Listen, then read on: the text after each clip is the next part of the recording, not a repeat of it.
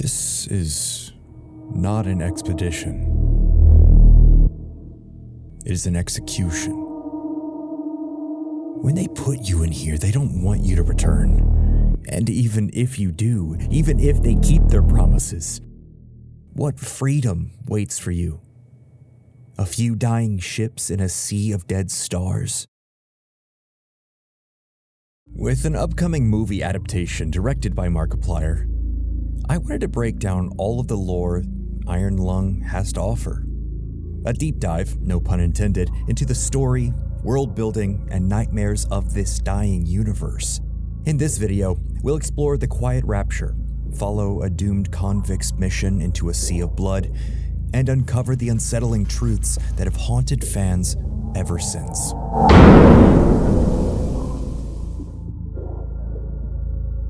Decades ago, every known star and habitable planet mysteriously vanished, along with all life upon them.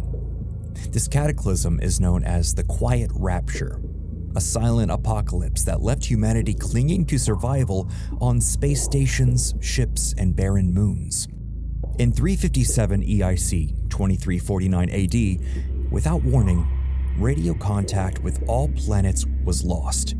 Where once there were vibrant worlds, suddenly nothing remained. No one saw it happen. No cosmic flash, no alien armada, just darkness and emptiness. The few thousand survivors, those lucky or unlucky enough to have been off-world at the time, found themselves adrift in an empty universe. With Earth, Mars, and every colonial world gone, civilization contracted to rusting space stations. Natural resources dwindled, forcing desperate measures. Factions formed to control what was left, chief among them, the Consolidation of Iron, COI, a collective of stations that promised unity and survival by any means. Tensions rose with other enclaves like Eden, a station famed for holding the last trees in existence, culminating in conflict. A 9-day battle at Filament Station between COI and Eden ended with the station sabotaged and irradiated, many lives lost, many prisoners taken. In the wake of this ruin, humanity turned to some other solutions. The COI began a program called Convict Realization, effectively using prisoners as expendable labor for dangerous missions. And as scarcity grew, scientists scoured the remaining celestial bodies for any anomaly that might hold hope. Then came a discovery that defied explanation: the blood oceans. By 378 EIC, explorers found bizarre seas of human blood on 4 separate moons. One of these moons, coded AT5, held a vast crimson ocean in its sunless depths. It wasn't the first blood ocean humanity had found since the Rapture, but this one was special. Initial scans of AT5's blood ocean revealed a deep undersea trench littered with anomalies, inexplicable points of interest that begged to be investigated. In a universe starved of life and answers, this was a whisper of possibilities. To probe the mysteries of AT5's ocean, the COI didn't send their best and brightest. They sent a convict. You assumed the role of this unnamed prisoner, condemned to pilot a rickety one-man submarine nicknamed the Iron Lung. The mission, as bluntly stated, is to navigate blindly through the blood ocean's trench and photograph 10 marked locations where unusual readings were detected. Succeed, and perhaps earn your freedom. Fail, and your death conveniently disposes of a criminal. The vessel itself, officially designated SM-13, is a cobbled-together metal coffin barely fit for purpose. Once you're bolted inside, the only door is sealed, closing porthole shielding, effectively welding you in for the duration of the dive, meaning you can't see a thing outside. You must navigate by coordinates, consult a paper map of the trench, and use a primitive camera system to glimpse the world beyond your iron prison. The claustrophobia is suffocating. Pipes rattle above your head, the hole groans the entire time, and the only light comes from dim, flickering panels. You truly are alone in the dark, sealed inside metal, under a literal ocean of blood. But why a convict? Well, because the COI deems you expendable. SM-13 is what they call a burner sub. A machine and a pilot they do not expect to come back. In fact, hidden logs in the sub's computer later confirm the bitter truth. If they send you down in the Iron Lung, they don't give a fuck if you come back. You come back with photos, great. You sit down there and suffocate quietly, even better. To the overseers, you are both researcher and sacrifice. It's punishment under the pretense of exploration. Science and execution rolled into one. And you're not even the first poor soul sent into this ocean. SM-13 had a predecessor. A submarine called SM-8 was deployed in an earlier attempt to explore AT-5. Unlike yours, SM-8 was a top-of-the-line vessel piloted by an actual scientist, a mission the COI did hope to see return. But it didn't. The SM-8 is in the blood ocean in pieces, an insider log reveals. No, not hit a rock pieces or sprung a leak pieces. It looks like something tore it up. And the weirdest thing is nobody else seems surprised. In other words, something lives in that blood ocean. Something powerful enough to shred a high-grade sub, potentially the first planetary life since the Rapture. And yet the higher-ups simply sent another craft. They have 3 burner subs and a lot of curiosity about AT-5. All of this grim context is foreshadowed by a note you find on the floor of the Iron Lung. Scrawled by a previous occupant, likely a convict who piloted SM-13 before you, the note is chilling in its resignation. This is not an expedition. It is an execution. When they put you in here, they don't want you to return. And even if you do, and even if they keep their promises, what freedom waits for you? A few dying ships in a sea of dead stars? If there is still hope, it lies beyond the veil. Hope in this void is as illusionary as the starlight. I will choose to breathe my last here, at the bottom of an ocean, unseen, unheard, and uncontrolled. They will get their execution. I will get my freedom. The prior convict clearly understood the mission's true nature and met it on his own terms, likely opening his air tank or otherwise ending his life, depriving his captors of the satisfaction of control. And now it's your turn in the Iron Lung. Armed with a map, a camera, and dwindling oxygen, you set course for the first set of coordinates, uncertain about, well, everything. Total darkness is what surrounds the Iron Lung as it descends into the depths of AT-5. The ocean is literally made of human blood, viscous and opaque, so even if the viewport wasn't sealed, you'd see nothing but red murk anyway.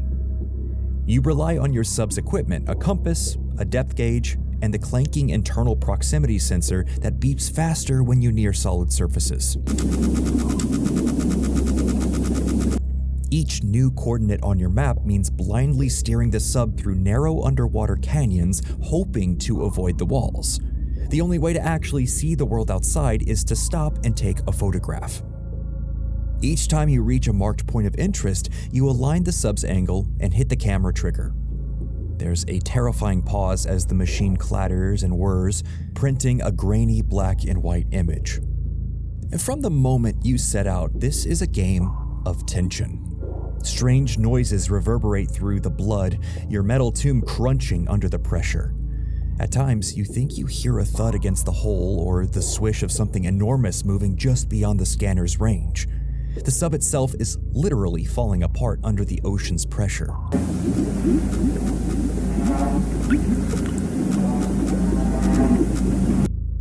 As you navigate deeper, pipes suddenly rupture, spraying scalding steam, the lights flicker. In one instance, a small electrical fire erupts, forcing you to grab a rusty fire extinguisher to get rid of the flames. Hey, at least they gave you one. All the while, your oxygen meter ticks down faster and faster. With each leak and jolt, the percentage drops. A sweet little reminder that even if the lurking predator doesn't get you, suffocation surely will. Still, you press on, driven by duty or desperation. One by one, the photographs you take begin to reveal the questionable wonders of the trench. At first, the images are eerie, silhouettes of jagged rock spires and blood currents, but then the anomalies begin to appear. One photo develops to show a tangle of enormous skeletal remains on the sea floor. Rib-like structures protruding from the sand, they resemble the ribs or vertebrae of a colossal sea creature, far larger than anything known. The implication is horrifying. Something lived and died in this ocean of blood. Then, deep in a side chamber of the trench, your instruments begin to shake as a low vibrational drone permeates the blood. The photograph you take there reveals a towering stone pillar, or perhaps metal, covered in strange markings. It stands unnatural and solitary amid the blood, emitting a resonant hum that you can feel through the sub's hull. This so-called humming monolith is an enigma. The game offers no answers directly, but the monolith's mere existence raises countless questions. In a shallow section of the trench, you stumble upon twisted debris that wasn't on any official list or coordinates. You take a picture, and the image clearly shows the mangled hull of the submarine, identified by the marking SM-8 on a broken piece of plating. It's the lost vessel that came before you, now reduced to scrap metal on the ocean floor. Seeing the fate of SM-8 firsthand drives home the reality that you're navigating a graveyard. The scientist who once crewed that sub is long dead, and unless you finish your task and escape, something that Convict's note insists you were never meant to do, you'll be joining them soon. The discovery of SM-8's wreckage is one of the most unsettling moments in Iron Lung. It's both a jump scare, if you weren't expecting it, and a narrative scare, confirming that there is a predator in these depths. And perhaps the most iconic image you capture comes as you near one of the final coordinates. Lining up the camera towards a faint movement, you snap a picture, and the developed photo reveals a massive, unblinking eye staring back at you.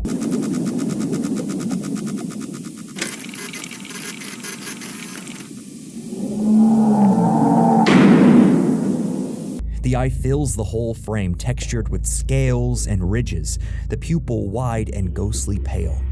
The monster of this blood ocean is not folklore or sonar blip. It's real, it's enormous, and from now on, you are being hunted. After that encounter, the pursuit intensifies. Alarms occasionally ping from the proximity sensor with no apparent landmass around, something moving perhaps. The ambient noises grow louder. At times, you hear a distant roar or the distinct scrape of something against the hull, only for it to vanish into the void.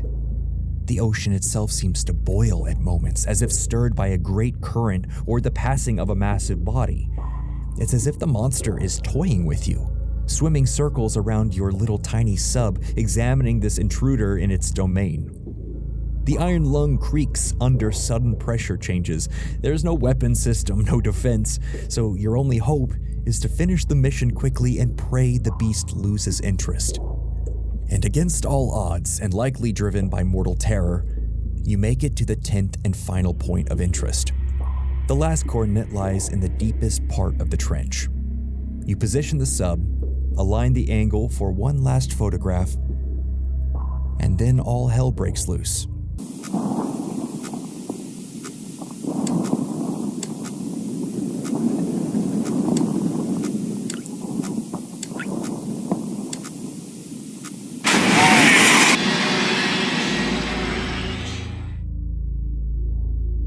The screen goes dark as the sub and its pilot are obliterated in the depths.